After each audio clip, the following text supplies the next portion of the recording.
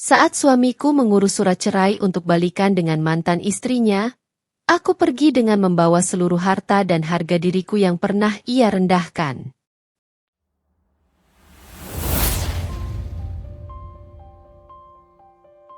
Namaku Tiara, seorang perempuan yang tidak pernah menuntut hidup berlebihan. Aku hanya ingin hidup tenang, dicintai dengan tulus, dan membangun keluarga kecil yang hangat. Tapi takdir ternyata suka berputar arah tanpa aba-aba. Aku masih ingat hari pertama kali mengenal Wisnu, lelaki sederhana dengan senyum yang bisa meluruhkan segala lelah. Saat itu aku bekerja sebagai staf administrasi di sebuah perusahaan kontraktor kecil di Bandung. Wisnu datang sebagai klien, membawa map lusuh dan wajah penuh kegelisahan. Ia baru saja bercerai dari istrinya, Amel, dan sedang berusaha memulai hidup baru. "Maaf, Bu, saya agak telat. Tadi macet di jalan," ucapnya gugup. Aku hanya tersenyum. "Santai saja, Pak Wisnu. Semua orang juga kena macet di kota ini." Percakapan pertama itu sepele, tapi entah mengapa ada sesuatu di dalam diriku yang merasa iba. Ia bercerita sedikit tentang hidupnya yang berantakan. Rumah dijual, anak diasuh bergantian, dan bisnisnya hancur karena perceraian.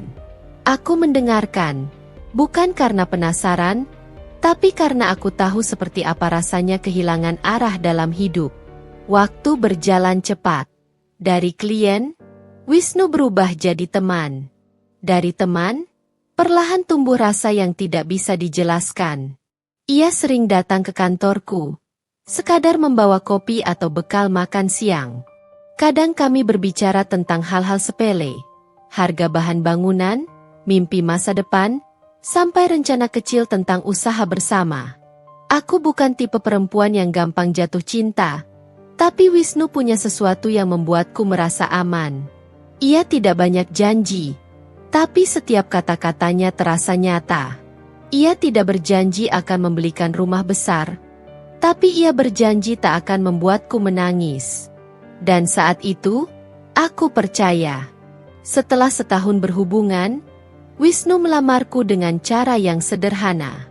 Di teras rumah kontrakanku yang sempit, dengan sebuket bunga mawar dan senyum yang hangat. "Tiara, aku tahu aku bukan lelaki sempurna. Aku datang dengan masa lalu, tapi aku ingin menata masa depan bersamamu. Kalau kamu mau, biarkan aku memperbaiki semuanya denganmu." Aku menangis malam itu. Bukan karena terharu, tapi karena takut mencintai orang yang pernah gagal. Tapi aku memilih percaya. Cinta, menurutku, bukan tentang siapa yang pertama kali mencintai, tapi siapa yang sanggup bertahan meski pernah disakiti. Setelah menikah, hidup kami tidak langsung mudah. Kami tinggal di rumah kontrakan kecil di pinggiran Cimahi. Dindingnya tipis, atapnya bocor kalau hujan deras. Tapi kami bahagia. Wisnu bekerja serabutan di proyek, sementara aku tetap di kantor dan kadang membantu menulis laporan untuk proyek-proyek kecil yang ia tangani. Kami sering makan hanya dengan lauk tempe dan sambal, tapi setiap kali makan bersama, rasanya dunia begitu ringan. Ada malam-malam di mana kami hanya duduk berdua di depan rumah, memandangi bintang. "Suatu hari nanti, Ra, aku janji, kamu gak akan kerja sekeras ini lagi," ucap Wisnu sambil menggenggam tanganku. Aku tersenyum kecil. "Aku gak butuh kaya, NU. Aku cuma butuh kamu tetap di sini, gak berubah." Itu kalimat yang sekarang terasa seperti doa yang tak pernah terkabul. Tahun-tahun pertama pernikahan kami berjalan dengan perjuangan. Wisnu mulai membangun usaha kecil di bidang properti, menjual lahan, menjadi perantara rumah-rumah bekas, sampai mengelola proyek kecil-kecilan. Aku membantu mengatur keuangan, mencatat setiap pemasukan dan pengeluaran, bahkan ikut turun tangan menemani ke lapangan. Kami berdua saling menopang. Kalau uang di rumah menipis, aku tak malu menjual perhiasan kecilku untuk menutup kebutuhan. Aku percaya, setiap pengorbanan akan berbuah manis suatu saat nanti. Dan benar saja, di tahun ketiga, hidup kami mulai membaik. Wisnu mendapat proyek lumayan besar, lalu satu persatu usahanya berkembang. Dari rumah kontrakan kecil, kami pindah ke rumah 2 lantai di daerah Cihanjuang. Kami mulai punya kendaraan sendiri, bahkan tabungan perlahan menumpuk. Aku sering memandangnya dengan bangga. Ingat nggak dulu waktu kamu bilang pengin punya rumah sendiri? Tanyaku suatu malam. Wisnu tersenyum kecil. Ingat. Dan semua ini nggak akan ada kalau bukan karena kamu. Karena kita, NU. Kita. Malam itu, aku merasa jadi istri paling beruntung di dunia. Aku percaya Tuhan akhirnya memberi kami hadiah setelah semua lelah dan air mata. Aku percaya, cinta kami sudah melewati ujian paling berat. Sayangnya, aku tak tahu kalau justru saat semuanya terlihat sempurna, perlahan retak kecil mulai tumbuh tanpa aku sadari. Waktu berjalan tanpa terasa. 5 tahun sudah aku dan Wisnu menjalani kehidupan rumah tangga yang dulu kami impikan. Kami tak lagi hidup pas-pasan. Rumah kami kini tampak mewah dibandingkan awal pernikahan dulu. 2 lantai, cat putih gading, pagar besi hitam yang berkilau kalau disinari matahari. Setiap kali menatapnya, aku selalu teringat masa-masa dulu saat kami harus menampung air dari atap bocor di rumah kontrakan kecil. Kini, setiap sudut rumah ini seperti simbol dari perjuangan kami. Aku sering berdiri di balkon setiap pagi sambil menyeruput teh hangat, memandangi Wisnu yang sedang bersiap ke kantor. Ia kini memimpin perusahaan properti kecil yang cukup sukses. Di mataku, ia tampak berwibawa, kemeja putih rapi, jam tangan baru, mobil yang selalu bersih. Kadang aku masih tidak percaya. Laki-laki yang dulu hanya membawa map lusuh dan sepatu belel itu kini bisa berdiri tegak dengan penuh percaya diri. Dan aku bangga. Karena di balik semua itu, ada keringatku juga di sana. NU, kamu pulangnya jam berapa nanti? Tanyaku suatu pagi. Kayaknya agak malam. Ra, ada klien yang mau survei lokasi tanah di Lembang. Aku mengangguk sambil menyiapkan bekal makan siangnya. Jangan lupa makannya. Jangan cuma kopi doang. Ia hanya tersenyum tipis. Iya, sayang. Tapi entah sejak kapan, senyum itu terasa hambar. Ada jarak yang sulit aku jelaskan. Ia masih bersikap lembut, tapi tak lagi hangat. Tatapan matanya tak sehangat dulu saat ia memandangku. Dulu, setiap kali hendak pergi, ia selalu mencium keningku dan berkata, "Doain aku ya, Ra." Sekarang, ciuman itu terasa seperti rutinitas tanpa makna. Aku berusaha mengabaikannya. Mungkin ia hanya lelah. Pekerjaannya memang menuntut tenaga dan pikiran. Tapi seiring waktu, hal-hal kecil yang dulu terasa biasa kini mulai terasa janggal. Teleponnya sering berbunyi malam-malam, tapi ia tidak pernah menjawab di dekatku. Kadang ia keluar ke teras, berbicara dengan nada pelan seperti takut aku mendengar. Ketika aku bertanya siapa yang menelepon, ia menjawab, "Klien." Aku percaya, karena aku ingin percaya. Namun, sesuatu di dalam diriku mulai gelisah. Ada firasat yang menekan dada setiap kali aku melihatnya sibuk dengan ponsel. Suatu malam, aku terbangun dan melihatnya duduk di ruang tamu, menatap layar ponsel sambil tersenyum. Cahaya dari layar memantul di wajahnya. Aku berdiri diam di balik pintu, memperhatikan tanpa suara. Ia mengetik pesan, lalu terkekeh kecil. Aku ingin bertanya, tapi lidahku keluh. Aku hanya kembali ke kamar, pura-pura tertidur saat ia masuk. Hatinya mungkin sudah tidak sepenuhnya di sini, tapi aku belum siap menghadapi kenyataan itu. Beberapa hari kemudian, aku menemukan kebetulan lain yang aneh. Sebuah parfum perempuan di mobilnya. Warnanya ungu muda, dengan label kecil bertuliskan, Amelia. Aku terpaku lama, jantungku berdetak cepat. Nama itu, Amelia, bukan nama asing. Itu nama mantan istrinya. Aku mencoba menenangkan diri, berpikir positif. Mungkin parfum itu tertinggal dari seseorang di kantor, atau klien wanita. Tapi tetap saja, ada sesuatu yang menusuk di dada. Malamnya, aku mencoba bersikap seperti biasa. "Nu, tadi aku nemu parfum di mobil. Siapa yang punya?" Tanyaku hati-hati. Ia terlihat kaget sepersekian detik, tapi cepat menutupi ekspresinya.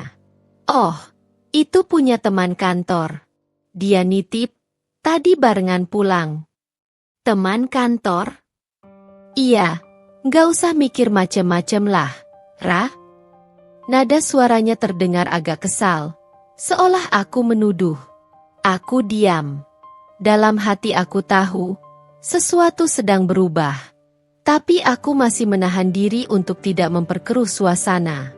Aku tahu Wisnu bukan tipe yang mudah terbuka kalau ditekan. Aku hanya bisa berharap ini semua hanya masa transisi, bukan tanda kehancuran. Namun, perubahan-perubahan kecil itu terus terjadi. Ia mulai jarang makan malam di rumah. Mulai sering pergi keluar kota tanpa menjelaskan jelas untuk apa. Dan anehnya, ia semakin rapi. Lebih sering mengganti parfum, mengganti potongan rambut, dan mulai memakai pakaian yang belum pernah kulihat sebelumnya. Kadang aku menatapnya dari jauh dan bertanya-tanya, apakah lelaki ini masih orang yang sama yang dulu menangis di pelukanku ketika hidupnya hancur? Sementara itu, aku masih menjalankan rutinitas seperti biasa. Menyiapkan makan, menjaga rumah, mencatat pengeluaran, dan memastikan semua berjalan rapi. Tapi hati ini pelan-pelan terasa kosong. Setiap malam, aku sering duduk di dapur, menatap jam dinding yang berdetak pelan, menunggu Wisnu pulang. Kadang ia datang jam 10 malam, kadang lebih. Saat ia masuk rumah, aku pura-pura tertidur. Meski sebenarnya hanya ingin tahu apakah ia masih akan menyentuh keningku seperti dulu. Tapi malam demi malam berlalu, dan ia tidak lagi melakukannya. Aku mulai merasa seperti tamu di rumah sendiri. Rumah yang dulu kami bangun dengan cinta kini hanya dipenuhi sunyi. Dan entah kenapa, dalam setiap kesunyian itu, nama Amel kembali menghantui pikiranku. Aku tidak tahu, tapi firasatku mengatakan, masa lalu yang dulu kupikir sudah terkubur, sedang mencoba hidup kembali. Hari itu, udara terasa lebih panas dari biasanya.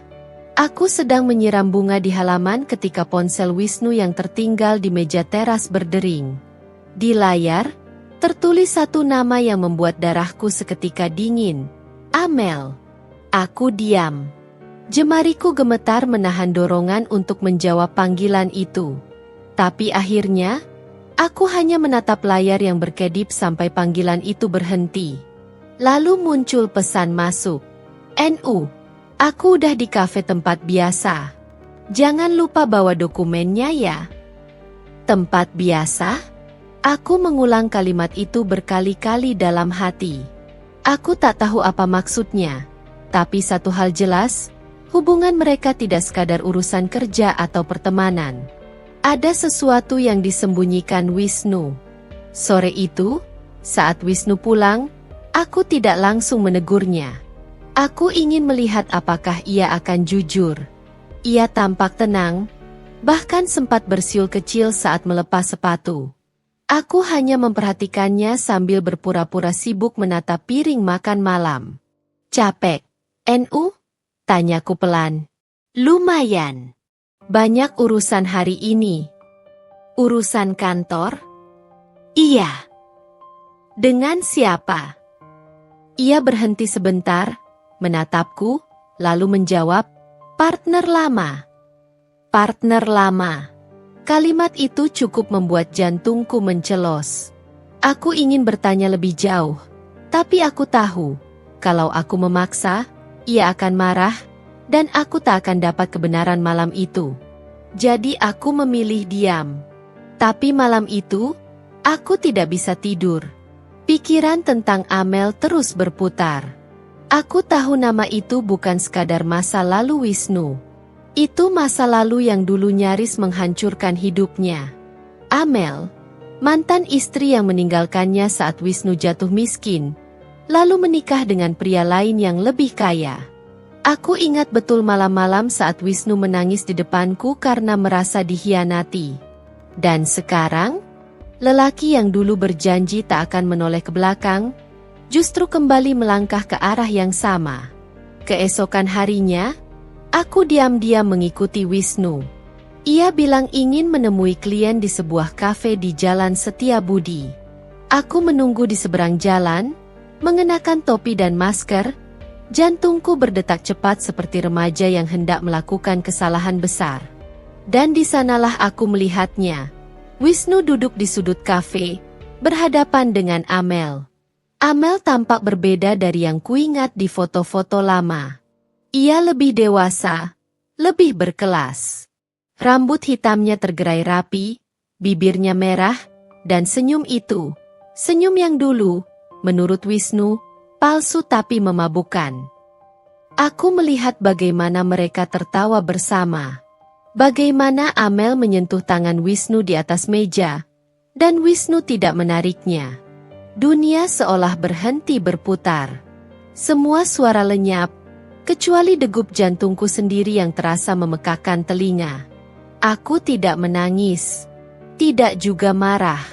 Aku hanya berdiri kaku, menatap dua orang yang dulu punya masa lalu bersama, kini kembali tertawa di depan mataku. Ketika Wisnu pulang malam itu, aku pura-pura tidur. Aku tidak ingin konfrontasi. Aku butuh waktu. Aku butuh berpikir jernih. Namun dalam diam, aku tahu, ini bukan lagi firasat. Ini kenyataan. Beberapa hari berikutnya, Amel semakin sering muncul. Kadang aku melihat mobilnya terparkir di depan kantor Wisnu. Kadang Wisnu tiba-tiba bilang ada rapat mendadak, padahal sebelumnya tidak ada agenda apapun. Yang lebih menyakitkan, suatu malam aku mendengar mereka berbicara lewat telepon. Aku keluar kamar untuk minum, dan samar-samar mendengar suara Wisnu di ruang tamu. "Ya, aku juga kangen," katanya dengan suara rendah. Langkahku terhenti. Dada terasa sesak. Aku menunggu lanjutannya, berharap itu hanya percakapan biasa. Tapi kemudian ia menambahkan, "Enggak, Tiara enggak curiga. Dia masih percaya sama aku." Kalimat itu seperti belati yang menembus dadaku. Aku menutup mulut dengan tangan agar tidak menangis keras. Tubuhku gemetar. Aku tidak tahu apakah aku lebih marah atau lebih hancur. Pagi harinya, aku menatap wajah Wisnu saat ia sedang sarapan. Aku bertanya pelan, "Kamu masih sering ketemu Amel, ya?" Ia terdiam sejenak, lalu tertawa kecil. "Kamu masih aja mikirin itu, Rah?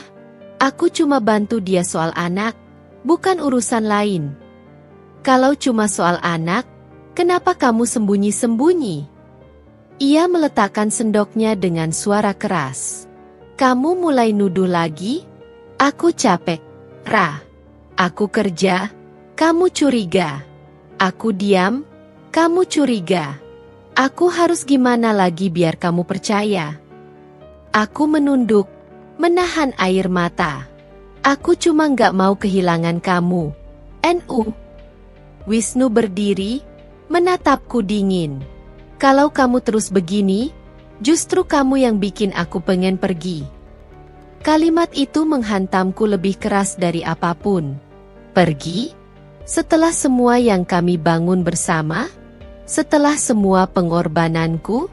Hari-hari setelah itu terasa seperti berjalan di atas bara. Wisnu semakin jauh, sementara aku semakin kehilangan arah.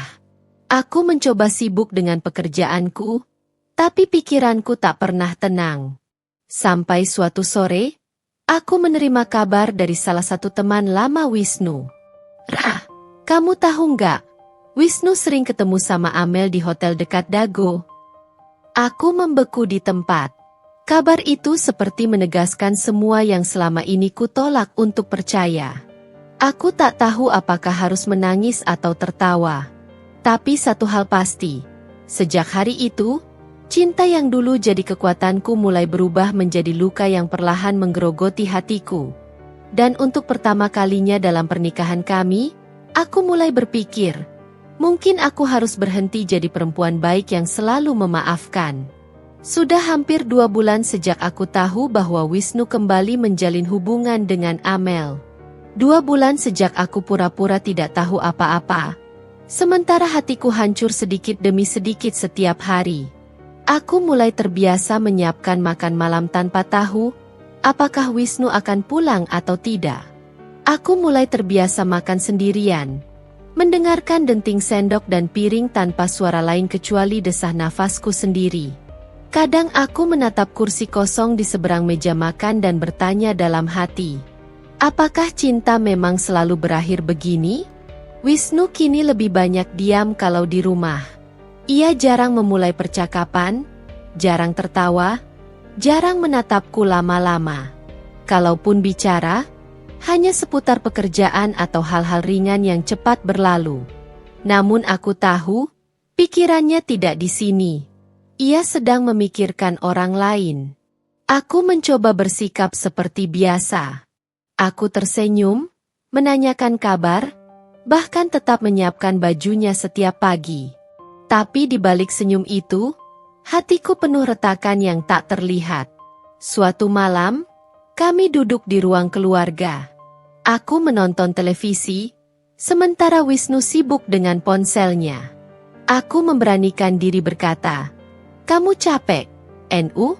Seharian kerja, pasti pusing ya?" Ia hanya mengangguk tanpa menatapku. Aku melanjutkan pelan, "Kapan terakhir kali kita jalan bareng, ya? Dulu tiap akhir pekan selalu keluar kota. Sekarang bahkan makan malam bareng aja jarang." Wisnu berhenti mengetik. "Aku sibuk, Ra. Nggak usah banyak nuntut." Nada suaranya dingin, nyaris tak berperasaan. Aku menunduk. Dulu, setiap kalimatnya terasa lembut. Sekarang, setiap kata seperti pisau yang menoreh luka baru di dalam dada. Aku ingin marah, tapi yang keluar justru air mata. Aku nggak nuntut, NU. Aku cuma kangen kita yang dulu. Ia hanya menarik napas panjang, lalu beranjak pergi ke kamar tanpa menjawab. Saat pintu kamar tertutup, aku duduk sendiri di ruang tamu, menatap foto pernikahan kami yang tergantung di dinding. Wajah kami di foto itu terlihat begitu bahagia, seperti 2 orang yang yakin akan selalu bersama. Aku tersenyum pahit. Ternyata, foto memang pandai berbohong. Beberapa hari kemudian, aku menemani anak tiri kami, Nisa, ke sekolah. Ia remaja yang manis dan sopan. Aku berusaha menjadi ibu yang baik, meski aku bukan ibu kandungnya. Namun akhir-akhir ini, aku merasa Nisa mulai berubah. Ia menjadi lebih dingin, sering membantah, dan jarang bicara denganku. Suatu kali, aku mendengar percakapannya dengan seseorang lewat telepon di kamarnya. Aku juga nggak mau tinggal di rumah itu. "Iya, Mama, aku pengen balik sama Mama aja. Papa bisa ikut juga kan?" Aku berdiri di luar pintu, menahan napas. Mama yang ia maksud tentu saja Amel. Jadi bukan hanya Wisnu yang perlahan berpaling, tapi kini anaknya pun mulai menjauh dariku. Amel datang bukan hanya untuk merebut suamiku, tapi juga keluargaku sedikit demi sedikit. Malam itu, aku duduk di teras sendirian. Hujan turun deras, membasahi halaman rumah yang dulu kutanami bunga mawar kesukaan Wisnu. Aku memandangi setiap tetes air hujan yang jatuh ke tanah dan berusaha menahan tangis. Aku sudah berjuang terlalu keras, tapi rasanya seperti berlari di tempat. Pukul 9 malam, Suara mobil terdengar di depan rumah. Wisnu pulang. Aku berdiri menyambutnya di pintu. Meski dalam hati aku sudah terlalu letih untuk bersandiwara. "Kamu udah makan?" tanyaku lembut. "Udah." Jawabannya singkat. Aku memperhatikannya melepas jas. Ada aroma parfum berbeda di bajunya, wangi lembut yang bukan milikku. Aku tahu aroma itu. Parfum yang sama yang dulu kutemukan di mobilnya. Amelia. Hatiku serasa diremas. Aku ingin bertanya, ingin berteriak, tapi aku menahan diri. Aku memilih berjalan ke dapur dan menyiapkan segelas air putih untuknya. Saat aku kembali, Wisnu sudah duduk di sofa, memainkan ponsel.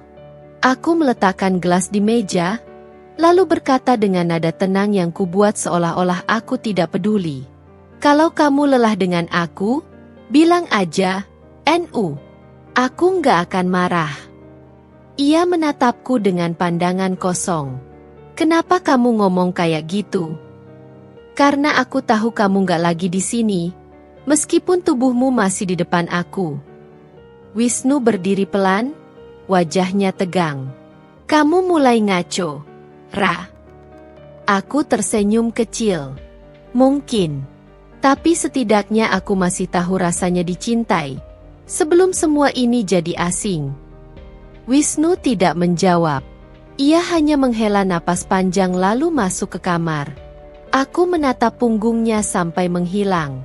Malam itu aku sadar, hubungan kami sudah tak lagi bisa diselamatkan dengan kata maaf. Ada luka yang terlalu dalam, ada keheningan yang terlalu menyakitkan. Beberapa hari kemudian, aku mulai berhenti menunggu.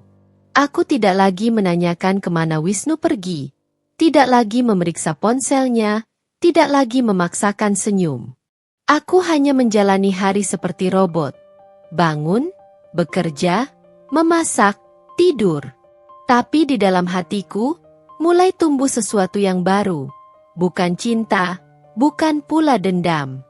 Melainkan kesadaran bahwa aku tidak boleh terus jadi korban. Aku belum tahu bagaimana caranya. Tapi suatu hari nanti, aku akan membuat Wisnu menyesal. Bukan dengan air mata, tapi dengan caraku sendiri.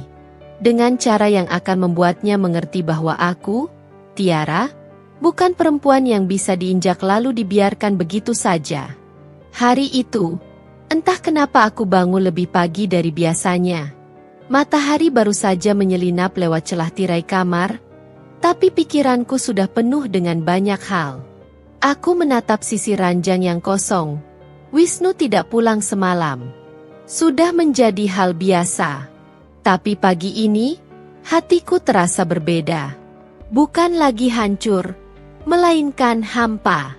Aku turun ke dapur, menyiapkan sarapan untuk Nisa.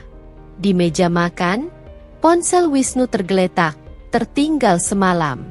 Sebuah hal yang jarang terjadi, karena biasanya ia tak pernah lupa membawa benda yang kini menjadi nyawanya. Aku menatap ponsel itu lama. Dalam dadaku, ada dua suara yang bertarung. Satu berkata jangan menyentuhnya, karena aku masih punya harga diri. Tapi suara lain berkata, kau berhak tahu kebenarannya, Tiara. Cukup sudah jadi buta. Dan akhirnya, aku memilih mendengarkan suara kedua. Tangan ini bergetar saat aku membuka ponsel itu. Tak terkunci. Seketika dadaku berdebar keras. Pesan-pesan yang kulihat membuat tubuhku membeku. Nama itu muncul di layar, Amelia Dua Hati. Aku menatap chat mereka perlahan. Setiap kalimat terasa seperti jarum menusuk kulitku. Amel, kamu gak usah pulang dulu malam ini, ya? Aku udah siapin makan malam. Kangen banget. Wisnu, iya sayang. Aku juga kangen. Tiara gak curiga. Kok? Amel, kamu tuh hebat banget ngeladenin dua dunia. Tapi aku pengin kamu cuma buat aku aja. Wisnu, sabar. Semua akan aku atur. Dia gak akan lama. Tanganku gemetar. Mataku panas. Kalimat terakhir itu, dia nggak akan lama. Seperti kutukan yang menusuk jantungku. Jadi, memang benar. Ia sedang menyiapkan hidup baru, tanpa aku di dalamnya. Hari itu aku tidak menangis. Anehnya, aku justru merasa tenang. Mungkin karena akhirnya aku tak lagi buta. Malamnya, Wisnu pulang. Seolah tak terjadi apa-apa. Ia mencium pipiku singkat, lalu langsung ke kamar mandi. Aku menatapnya dengan tatapan datar. Pulangnya larut lagi? Tanyaku. Suaraku datar seperti batu. Iya, lembur. Jawabnya cepat, tanpa menatap. Aku tersenyum tipis. Lembur di kantor Amel, ya? Wisnu berhenti. Tangan yang memegang handuk menegang. Ia menatapku lewat pantulan cermin di kamar. Kamu ngomong apa? Aku berjalan pelan mendekat. Sudah nggak usah pura-pura. NU. Aku tahu semuanya. Pesan kalian, janji kalian, bahkan rencana kamu untuk ninggalin aku. Wajah Wisnu pucat. Kamu buka ponselku. Aku menatapnya tajam. Jangan lempar kesalahan ke aku, Wisnu. Aku cuma buka kebenaran yang kamu sembunyikan. Ia terdiam. Tidak ada kata maaf. Tidak ada penjelasan. Hanya keheningan yang menusuk antara kami. Lalu, ia berkata lirih. Aku udah capek, Tiara. Aku pengin bahagia. Dan kamu nggak buat aku bahagia lagi. Kalimat itu, sesederhana apapun, terasa seperti belati. Aku tidak bisa bernapas sejenak. Lalu aku berkata pelan, jadi, selama ini aku cuma pelengkap, ya? Pengisi kekosongan sebelum kamu kembali ke dia? Wisnu menunduk, tak menyangkal. Itu sudah cukup jadi jawabannya. Malam itu, aku duduk di tepi ranjang, sendirian. Tanganku menggenggam cincin pernikahan kami yang kini terasa dingin dan tak berarti. Tapi di tengah semua luka itu, sesuatu dalam diriku perlahan berubah. Aku tidak akan lagi menangis di hadapan laki-laki yang tidak tahu berterima kasih. Aku tidak akan lagi jadi perempuan yang menunggu di rumah sementara suaminya mencintai orang lain. Aku menatap bayangan diriku di cermin. Perempuan di sana tampak lelah, tapi matanya mulai berkilat. Ada amarah, ada tekad, ada nyala yang belum padam. Aku akan buat kamu tahu, Wisnu, bisikku pelan. Kamu akan tahu rasanya kehilangan sesuatu yang kamu kira tidak berharga. Beberapa hari berikutnya, aku mulai menyusun rencana. Tidak dengan kekerasan, tidak dengan teriakan, tapi dengan diam. Aku mulai mencatat semua transaksi Wisnu, semua jadwalnya, semua kebohongan kecil yang bisa jadi bukti. Aku tahu waktuku belum tiba, tapi aku akan menunggu. Karena pembalasan terbaik bukan dilakukan saat marah, melainkan saat seseorang paling tidak menduganya. Dan hari itu akan datang. Sejak malam itu, aku berubah. Aku tidak lagi jadi Tiara yang selalu menunggu Wisnu di meja makan sambil menyiapkan teh hangat. Aku tidak lagi memeriksa jam setiap kali ia belum pulang. Aku berhenti bertanya, "Kapan kamu pulang?" Karena aku tahu, jawabannya bukan lagi, "Ke rumah ini." Namun di balik diamku, aku bekerja. Aku mencatat setiap langkahnya, setiap pengeluaran yang tidak wajar, setiap tanda-tanda kecil yang selama ini kupikir hanya kebetulan. Aku menemukan banyak hal yang sebelumnya tak kusadari. Ternyata rekening bersama kami, yang selama ini kugunakan untuk menabung hasil kerja keras kami berdua, perlahan dikuras. Bukan sekali, tapi bertahap. Jumlahnya besar, dan sebagian besar transfer itu mengarah ke rekening atas nama Amelia Nur Rahmawati. Amel, nama yang dulu hanya terdengar seperti masa lalu Wisnu, kini berubah jadi simbol kebencian di pikiranku. Aku duduk di meja kerja malam itu, menatap lembar-lembar mutasi rekening sambil menahan gemetar di ujung jari. Jadi selama ini, bukan cuma hatiku yang kamu ambil, tapi juga hidupku, gumamku lirih. Aku tahu aku tidak bisa bergerak sembarangan. Kalau aku marah, Wisnu akan menutup aksesku pada semua harta. Kalau aku berteriak, aku akan kalah. Karena di mata dunia, aku hanya istri yang terlalu cemburu pada mantan suami orang. Jadi aku tetap tenang. Aku tetap bersikap seolah tidak tahu apa-apa. Setiap pagi aku tetap menyiapkan sarapan, tetap tersenyum di depan anak, tetap memainkan peran yang Wisnu pikir sudah mati dalam diriku. Namun di balik itu, aku mulai mengumpulkan dokumen penting. Sertifikat rumah, BPKB mobil, bukti kepemilikan usaha. Semuanya masih atas nama bersama, karena dulu kami berdua yang membangun semuanya. Aku menyimpannya diam-diam di koper kecil di bawah kasur, tempat yang tak pernah disentuh Wisnu karena ia lebih sering tidur di ruang tamu atau pergi entah kemana. Hari demi hari, aku semakin yakin bahwa Wisnu tidak hanya selingkuh karena cinta lama bersemi kembali, tapi karena ambisi. Ia ingin membangun kembali hidupnya dengan Amel, tapi menggunakan hasil kerja keras kami berdua sebagai modal. Suatu siang, saat Wisnu sedang mandi, ponselnya berbunyi.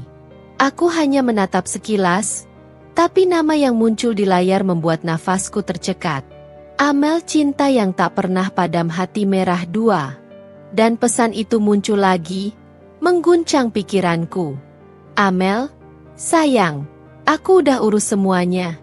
Tapi aku butuh kamu tanda tangani surat pengalihan asetnya biar usaha nanti atas namaku. Kamu bilang sendiri kan, kamu mau mulai hidup baru bareng aku. Aku menutup mata. Jadi begitu rencananya. Wisnu ingin memindahkan semua yang kami miliki ke nama Amel. Saat ia keluar dari kamar mandi, aku masih di ruang tamu, menatapnya tanpa ekspresi. Kenapa? Tanyanya singkat. Aku tersenyum. Nggak apa-apa. Cuma pengen ngelihat wajah orang yang bisa tidur nyenyak setelah nyuri dari istrinya sendiri. Ia terdiam. Kamu ngomong apa sih? Aku berdiri, menatapnya tajam. Aku tahu, Wisnu. Aku tahu kamu transfer uang ke Amel. Aku tahu kamu mau mindahin aset kita ke namanya. Kamu pikir aku nggak ngerti apa-apa, ya? Wisnu terlihat gugup, tapi tetap berusaha tenang. Kamu salah paham. Itu cuma urusan bisnis. Bisnis? Aku tertawa getir. Bisnis cinta, mungkin? Aku melangkah mendekat, berhenti 1 meter di depannya. Dengar baik-baik, Wisnu. Aku nggak akan biarin kamu ngerampas semua yang aku bangun. Aku ikut jatuh, ikut berdarah buat sampai di titik ini. Kalau kamu pikir bisa ninggalin aku begitu aja sambil bawa semua yang kita punya, kamu salah besar.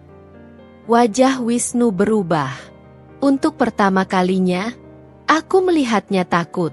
Tapi ia tidak menjawab. Ia hanya berlalu, mengambil kunci mobil, dan pergi tanpa kata. Aku tahu kemana ia pergi, ke Amel. Malam itu aku menatap rumah yang sunyi, dingin, hampa. Tapi untuk pertama kalinya, aku tidak merasa lemah. Aku tahu apa yang harus kulakukan. Besok, aku akan mengurus segalanya. Menutup akses rekening bersama, memindahkan semua dokumen penting ke tempat aman, dan mencabut kuasa yang selama ini kuberikan padanya. Jika Wisnu memilih untuk menceraikan aku demi masa lalunya, maka aku akan pergi. Bukan sebagai perempuan kalah, tapi sebagai perempuan yang mengambil kembali semua yang menjadi haknya. Dan saat ia sibuk mengurus surat cerai dengan mantan istrinya, aku akan melakukan hal yang sama, mengambil seluruh harta yang selama ini ia anggap miliknya. Karena sebenarnya, harta itu milik siapa? Milikku. Perempuan yang setia, tapi juga tahu kapan harus berhenti diperbodoh. Pagi itu udara terasa berbeda. Dingin, tapi bukan dingin biasa. Dingin yang menenangkan sekaligus menegangkan. Aku menatap bayangan diriku di cermin.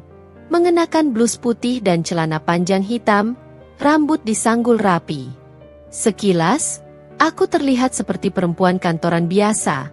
Tapi hari itu aku sedang bersiap bukan untuk bekerja, melainkan untuk merebut kembali hidupku. Wisnu sejak pagi sudah pergi. Aku tahu dari pesan singkat yang dikirimnya. Aku ke notaris. Nanti sore kita bicara soal perceraian. Tanganku mengepal. Jadi memang benar, ia sudah bulat niatnya. Lucu, di hari ketika ia mengurus perceraian kami, justru aku yang sedang menyiapkan langkah akhir yang akan mengubah semuanya. Langkah pertamaku adalah ke bank. Aku datang dengan wajah tenang, membawa buku rekening bersama dan identitas lengkap. Petugas mengenalku, karena akulah yang selama ini mengurus semua urusan administrasi keuangan keluarga. Selamat pagi, Bu Tiara. Ada yang bisa kami bantu? Aku tersenyum kecil. Saya ingin memblokir akses rekening bersama atas nama Tiara dan Wisnu. Hanya atas izin saya yang bisa dibuka kembali. Ini surat kuasanya. Petugas sempat ragu. Apakah ini keputusan bersama, Bu? Aku menatapnya lurus. Belum. Tapi akan segera jadi keputusan hukum. Suami saya sedang mengurus surat cerai. Suasana sejenak hening. Petugas itu menunduk pelan.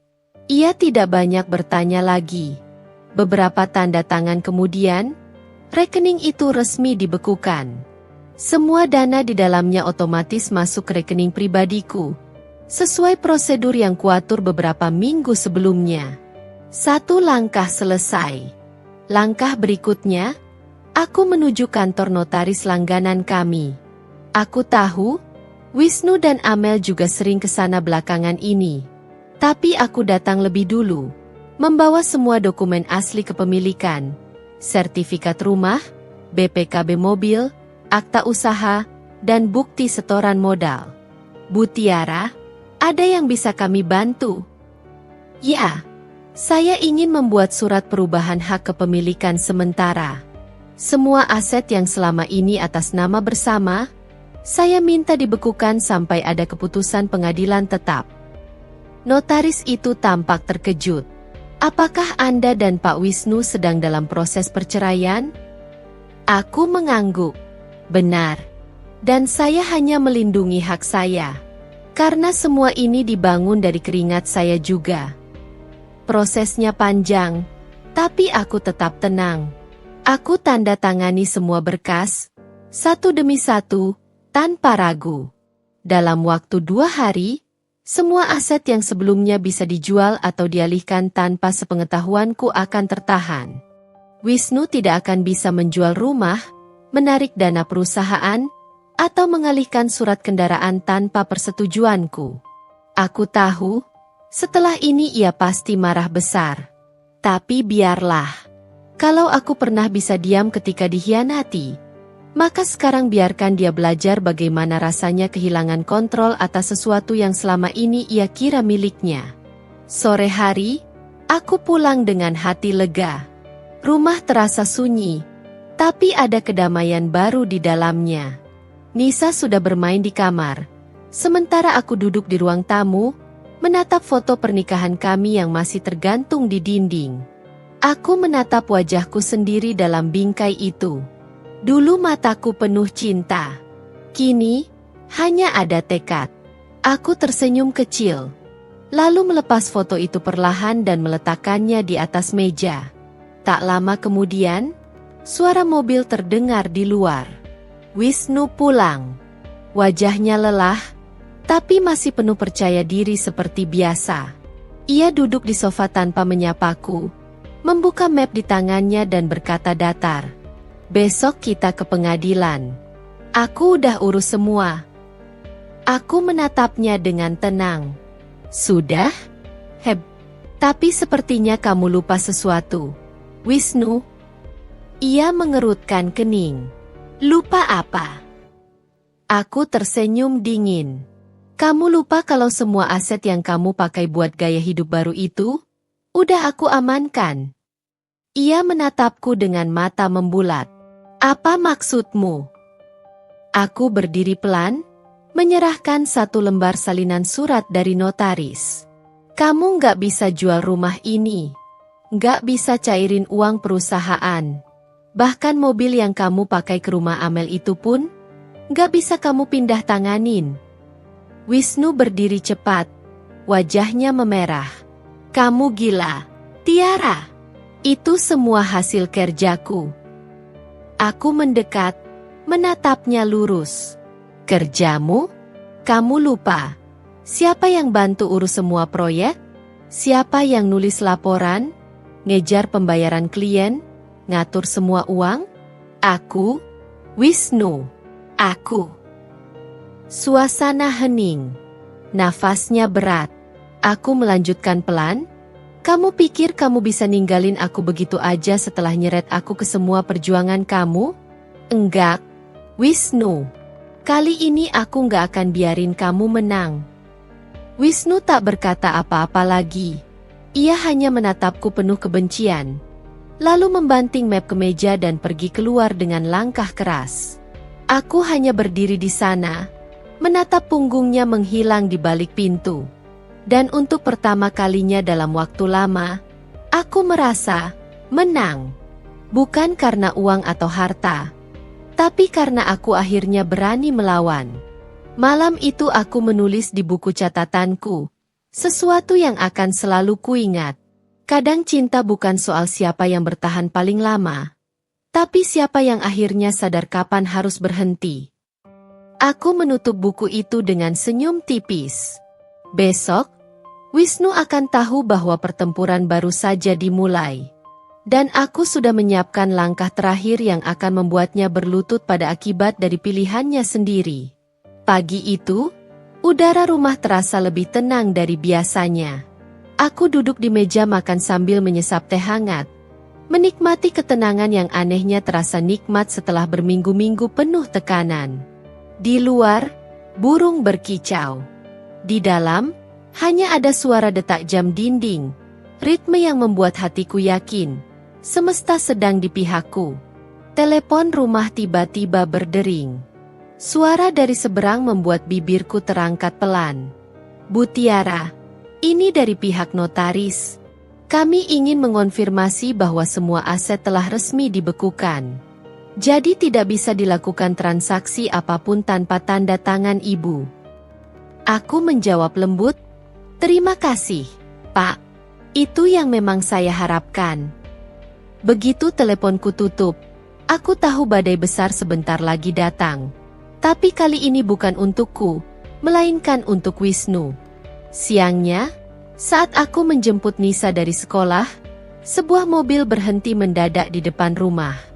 Wisnu keluar dengan wajah merah padam, matanya liar seperti seseorang yang baru kehilangan segalanya. Begitu aku turun dari motor, ia langsung menghampiri. Tiara, kamu udah gila ya? Kenapa kamu blokir semua asetku? Aku nggak bisa cairin uang perusahaan. Semua orang nanya, semua urusan berhenti gara-gara kamu. Aku menatapnya dingin. Salah. Bukan gara-gara aku. Gara-gara kamu yang serakah. Serakah? Ya. Kamu mau ngasih semua hasil kerja keras kita ke Amel, kan? Mau hidup baru bareng dia. Pakai uang yang kita bangun sama-sama. Wisnu terdiam sesaat, lalu menatapku tajam. Aku cuma pengen hidupku tenang. Tiara, aku capek sama kamu. Aku tersenyum miring. Tenang? Kamu pikir bisa tenang setelah nginjek orang yang bantu kamu berdiri? Aku mendekat, menatap matanya tanpa gentar. Kamu salah, Wisnu. Kamu boleh cerai sama aku. Tapi kamu gak akan pernah bisa ambil Rp1 pun tanpa izinku. Ia menatapku lama. Nafasnya berat. Kalau gitu, kamu sendiri yang minta perang. katanya dingin. Lalu masuk ke mobil dan melaju kencang. Aku hanya berdiri di depan pagar, memeluk Nisa yang menatap bingung. Gak apa-apa, sayang, bisikku lembut. Mama cuma lagi beresin yang sempat rusak. Beberapa hari setelah itu, kabar buruk tentang Wisnu mulai beredar. Proyek yang ia kelola gagal karena dana tertahan. Rekan bisnisnya marah besar. Bahkan salah satu klien melaporkannya ke polisi karena tidak bisa mencairkan dana pembayaran. Dan yang paling menyakitkan, bagi Wisnu, adalah Amel mulai menjauh. Aku tahu, karena pesan-pesannya masuk ke ponsel Wisnu yang pernah kubuka diam-diam. Amel, kamu bilang semua bakal beres, Wisnu. Tapi sekarang semua asetmu dibekuin. Aku nggak mau ikut masalahmu. Wisnu, sabar, Mel. Aku lagi cari cara. Amel, nggak ada yang perlu disabarin. Aku nggak mau hidup susah lagi. Maaf. Pesan terakhir dari Amel hanya satu kalimat, tapi isinya seperti tamparan bagi Wisnu. Dan jujur, aku tak bisa menahan senyum pahit ketika membacanya. Ternyata karma nggak perlu waktu lama.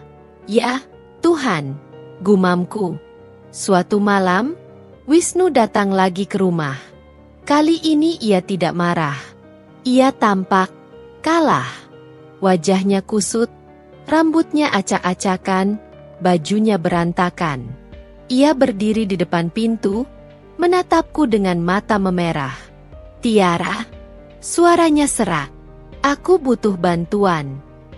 Aku memandangnya lama, memastikan aku tidak salah dengar. Bantuan? Tanyaku datar. Bantuan dari perempuan yang kamu buang demi mantanmu? Ia menunduk. Aku salah, Tiara. Aku terlalu bodoh. Aku pikir Amel masih sayang sama aku. Tapi ternyata ia tidak melanjutkan kalimatnya. Air matanya jatuh tanpa suara. Untuk sesaat, ada bagian kecil dalam diriku yang ingin merasa kasihan. Tapi ingatanku tentang luka-luka yang ia buat. Malam-malam aku menangis sendirian, penghinaan halus yang ia lontarkan, dan pesan mesra dengan perempuan itu. Semuanya menahan kelembutan hatiku. Sekarang kamu tahu rasanya kehilangan sesuatu yang berharga, kan? Ucapku pelan. Ia menatapku dengan mata berkaca-kaca. Aku cuma mau ngomong, maaf. Aku menunduk sebentar, lalu berkata dengan tenang. Maaf diterima. Tapi nggak berarti semua bisa balik seperti dulu. Kadang, penyesalan datang bukan untuk memperbaiki, tapi buat ngingetin. Ia terdiam, lalu berbalik pergi. Langkahnya berat seperti menanggung beban masa lalu. Aku menatap punggungnya, kali ini tanpa amarah. Hanya ada perasaan lega yang aneh. Malam itu, aku menulis lagi di buku catatanku. Dulu aku kira kehilangan laki-laki seperti Wisnu adalah akhir dunia. Tapi ternyata, justru di sanalah aku menemukan diriku yang sebenarnya. Perempuan yang bisa berdiri tanpa sandaran. Aku menutup buku itu, menatap Nisa yang sudah terlelap di kamarnya. Dan di sudut hatiku, aku tahu, badai itu sudah lewat. Yang tersisa kini hanya sisa-sisa hujan yang mulai mengering bersama kekuatan baru di dalam diriku. Hari-hari setelah kepergian Wisnu terasa aneh di awal. Rumah yang dulu dipenuhi suara langkahnya kini terasa lebih lengang. Tak ada lagi aroma parfum maskulin yang biasa tertinggal di ruang tamu. Tak ada lagi suara mesin mobil menyala di pagi hari. Namun justru di tengah kesunyian itu, aku menemukan sesuatu yang selama ini hilang, ketenangan. Awalnya, aku masih sering menatap kursi kosong di meja makan sambil berpikir. Dulu kita duduk di sana, tertawa bersama. Tapi lama-lama aku sadar, kebahagiaan yang dulu kupikir datang dari kehadirannya, ternyata berasal dari diriku sendiri, dari kesabaran dan ketulusanku yang selama ini tak pernah dihargai. Aku mulai menata ulang hidupku. Setiap pagi, Aku antar Nisa ke sekolah dengan wajah ceria. Tidak lagi ada senyum palsu untuk menutupi luka. Aku kembali bekerja di kantor lama, tempat semuanya dulu dimulai. Beberapa rekan kerja yang dulu mengenalku sebagai istri Wisnu, kini menatapku dengan kagum. "Tiara, kamu kelihatan beda sekarang," kata Dita, temanku di kantor. Aku tersenyum. Mungkin karena aku udah berhenti berusaha nyenengin orang yang gak tahu berterima kasih. Kami tertawa kecil. Dan untuk pertama kalinya dalam waktu yang lama, tawaku tulus. Aku juga mulai membuka kembali buku catatanku, catatan proyek, ide-ide, rencana usaha kecil yang dulu sempat aku buat bersama Wisnu. Tapi kali ini, aku tidak menulis untuk dia. Aku menulis untuk diriku sendiri. Aku sadar, selama ini aku terlalu banyak bersembunyi di balik bayangannya. Padahal, aku mampu berdiri sendiri. Dengan uang tabungan yang tersisa, hasil kerja keras yang sudah aku amankan sebelum semuanya hancur, aku memutuskan untuk membuka usaha kecil, jasa desain dan pengelolaan properti. Bidang yang dulu kami jalani bersama, tapi kini dengan caraku sendiri.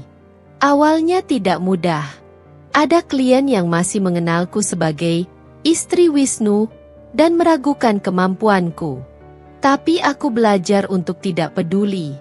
Aku belajar untuk bicara dengan percaya diri, menatap mata orang tanpa rasa takut.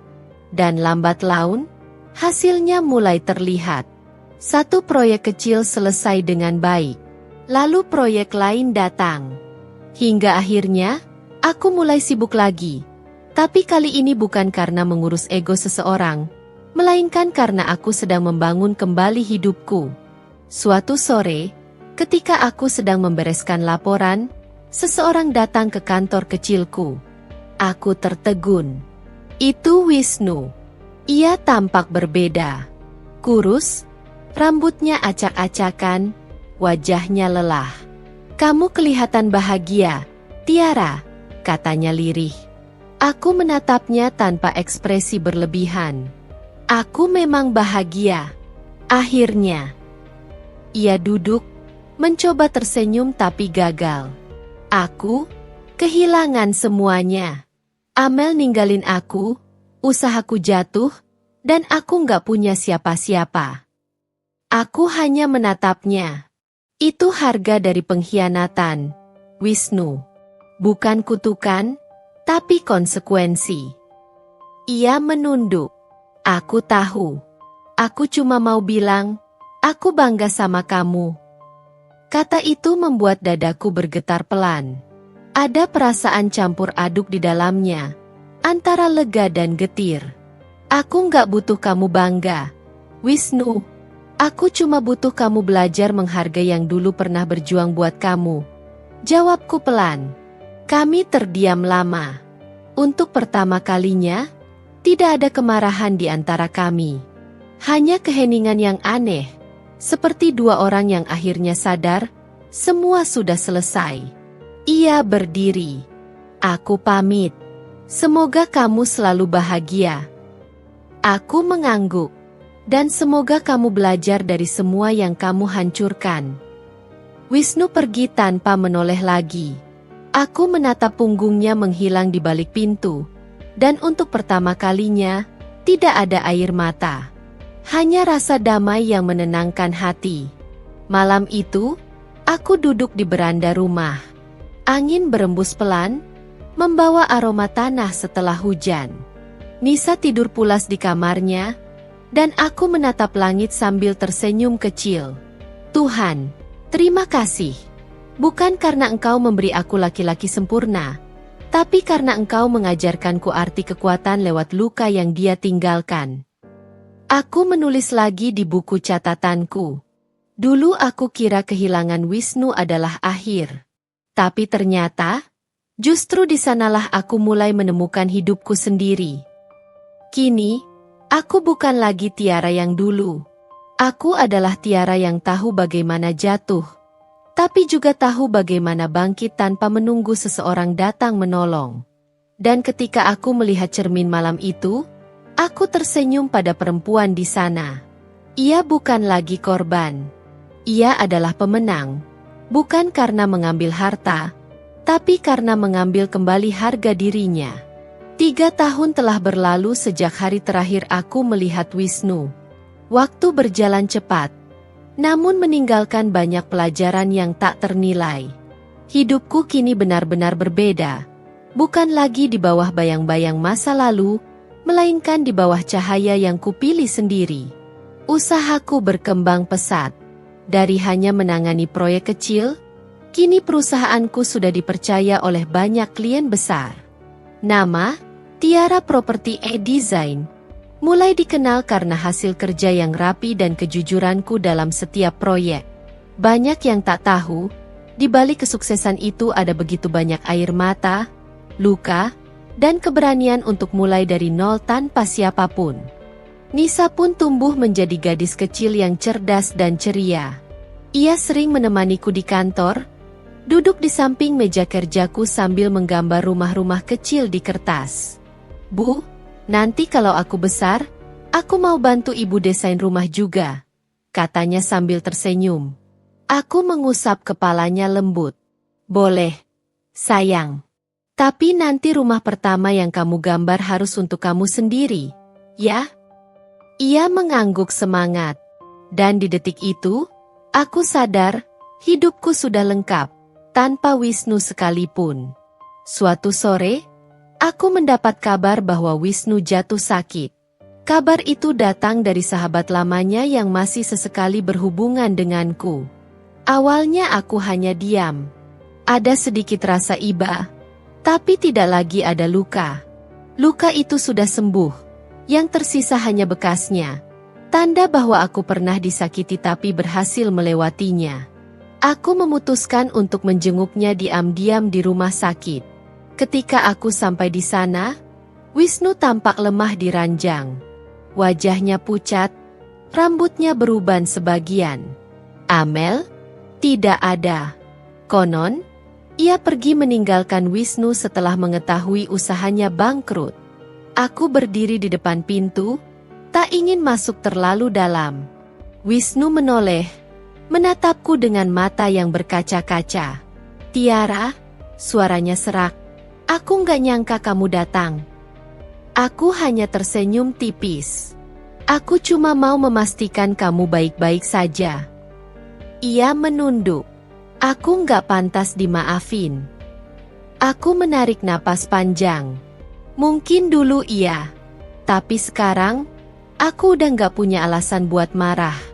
Aku udah bahagia dengan hidupku. Ia menatapku lama, lalu tersenyum lirih. "Kamu selalu lebih kuat dari yang aku kira." Aku balas tersenyum. "Dan kamu terlalu buta untuk menyadarinya waktu itu." Kami berdua tertawa kecil, tanpa dendam, tanpa air mata. Saat aku meninggalkan ruangan itu, aku merasa seperti menutup pintu masa lalu, dengan damai. Beberapa bulan setelahnya, aku mendapat kabar bahwa Wisnu meninggal dunia. Aku tidak menangis. Aku hanya menatap langit malam dan berbisik dalam hati. "Semoga kamu tenang di sana, Wisnu. Terima kasih. Karena lewat luka darimu, aku belajar jadi perempuan yang lebih kuat." Aku kemudian menyalakan lilin kecil di depan rumah, sebuah simbol pengampunan. Bukan karena aku masih mencintainya, tapi karena aku ingin mengakhiri semua dengan hati yang bersih. Tahun berikutnya, hidupku benar-benar memasuki babak baru. Usahaku tumbuh semakin besar, dan aku mulai membuka cabang baru di luar kota. Aku juga bertemu dengan seseorang, Raka, rekan bisnis yang awalnya hanya sering berdiskusi soal proyek, tapi lambat laun jadi seseorang yang tahu bagaimana memperlakukan perempuan dengan tulus. Raka tidak pernah menanyakan masa laluku. Ia hanya bilang, "Aku nggak perlu tahu siapa yang pernah menyakitimu. Yang aku tahu, aku mau jadi orang yang nggak akan pernah melakukannya." Kata-kata itu sederhana, tapi menyentuh. Aku tidak langsung membuka hati, Tapi perlahan, ia membuatku percaya bahwa cinta tidak selalu harus menyakitkan. Suatu malam, saat kami duduk di teras rumah, Raka menatapku dengan lembut. "Tiara, kalau boleh jujur, aku kagum. Kamu bukan cuma bertahan setelah dihancurkan, tapi kamu bangkit dan bersinar lebih terang dari sebelumnya." Aku tersenyum, menatap langit penuh bintang. Dulu aku kira, hidupku berakhir waktu Wisnu pergi. Tapi ternyata, justru disitulah semuanya dimulai. Ia menggenggam tanganku. "Kamu layak bahagia." Aku menatapnya, dan kali ini, aku tidak takut lagi untuk percaya. Dan malam itu, aku menulis satu kalimat terakhir di buku catatanku. Buku yang dulu kusimpan penuh air mata, kini penuh dengan catatan harapan. Aku tidak menyesal kehilangan Wisnu. Karena dengan kehilangan itu, aku akhirnya menemukan diriku sendiri. Aku menutup buku itu perlahan, sambil tersenyum. Kini, aku bukan lagi perempuan yang ditinggalkan, tapi perempuan yang memilih untuk berjalan sendiri dan menang. Hidup memberiku luka, tapi aku membalasnya dengan keberanian. Dan dari keberanian itulah, aku menemukan arti sejati dari cinta, mencintai diri sendiri tanpa syarat. Hidup seringkali memberi kita luka bukan untuk menghancurkan, tapi untuk menguatkan. Kisah Tiara mengajarkan bahwa cinta sejati tidak diukur dari seberapa lama seseorang bertahan, melainkan dari seberapa besar keberanian untuk pergi ketika dihancurkan dan tetap memilih berdiri tegak. Dalam rumah tangga, kesetiaan bukan hanya tentang tidak berselingkuh, tapi juga tentang menghargai pasangan yang berjuang bersama kita sejak awal. Ketika pengkhianatan datang, itu bukan akhir dari segalanya. Justru menjadi awal untuk menemukan jati diri yang sebenarnya. Tiara bukan menang karena mengambil harta, tapi karena mengambil kembali harga dirinya. Ia kehilangan suami, tapi menemukan sesuatu yang jauh lebih berharga. Kemandirian, ketenangan, dan kebahagiaan yang berasal dari dirinya sendiri. Hidup seringkali memberi kita luka bukan untuk menghancurkan, tapi untuk menguatkan. Cinta sejati tidak diukur dari seberapa lama seseorang bertahan, melainkan dari seberapa besar keberanian untuk pergi ketika dihancurkan dan tetap memilih berdiri tegak. Dalam rumah tangga, kesetiaan bukan hanya tentang tidak berselingkuh, tapi juga tentang menghargai pasangan yang berjuang bersama kita sejak awal. Ketika pengkhianatan datang, itu bukan akhir dari segalanya, justru menjadi awal untuk menemukan jati diri yang sebenarnya. Tiara bukan menang karena mengambil harta, tapi karena mengambil kembali harga dirinya. Ia kehilangan suami, tapi menemukan sesuatu yang jauh lebih berharga. Kemandirian, ketenangan, dan kebahagiaan yang berasal dari dirinya sendiri. Dari luka menuju kebangkitan, dari keputusasaan menuju kemenangan, menjadikan kisah Tiara bukan sekadar cerita rumah tangga, tapi sebuah cermin bagi banyak perempuan yang pernah disakiti tapi masih punya harapan. Tidak ada kehilangan yang benar-benar menyakitkan jika di baliknya kita menemukan kekuatan baru dalam diri sendiri. Setiap pengkhianatan, seberapapun dalamnya, akan selalu membawa jalan menuju pembebasan. Dan bahwa cinta terbesar yang bisa dimiliki seorang perempuan bukanlah cinta dari pria yang ia kejar, melainkan cinta pada dirinya sendiri, setelah semua luka yang pernah ia tanggung.